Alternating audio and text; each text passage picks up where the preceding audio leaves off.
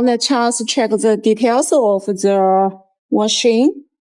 First, we come to the stainless steel washing and rinsing arms up to and down to pieces also. Then we check the washing tub with the heaters inside. Here we can see a hole between the tank with the heat recovery.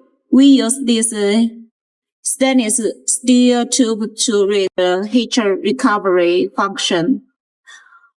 When we pull out this tube, the water will be drained out